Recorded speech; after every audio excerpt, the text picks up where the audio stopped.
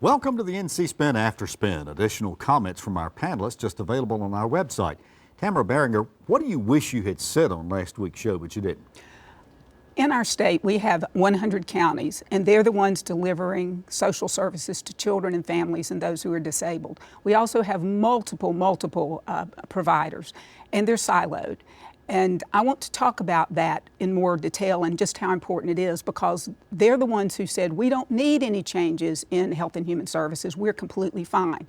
When I was a senator, I was approached for a meeting with one of our large regional hospitals, and they brought their administrator, top administrator, several of their nurses. And the topic of conversation was that they served not just their urban area, but rural counties around them. What they wanted to talk to me about was that when a child would appear in their emergency department and die, they would contact the county, and the county would just want to say it's natural causes and push it under the rug. Totally inappropriate. And so I followed up with this question, and I make myself remember this every day. And the question was, well, what happens to the children who are so sick that they don't stay in the hospital, but they go home? What happens to those children who have been injured and hurt? And they said, well, let me tell you about a story we've got going on right now, a case. A little girl was about 12 years old, and she was totally disabled, around-the-clock care. She had a trach, and she presented at this hospital with her trach blocked.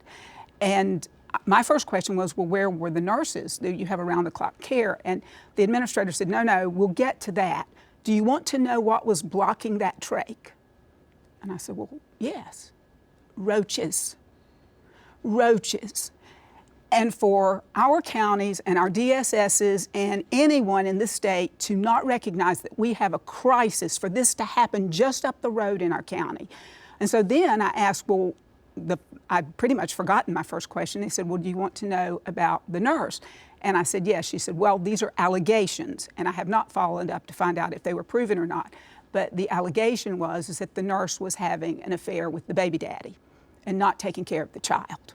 Now, I don't know if that's true or not, and I certainly do not want to again, that was the allegation that the hospital made. But the roaches question was true. And so we have a crisis, and I find it hard to believe that we're ranking 33rd. Wow.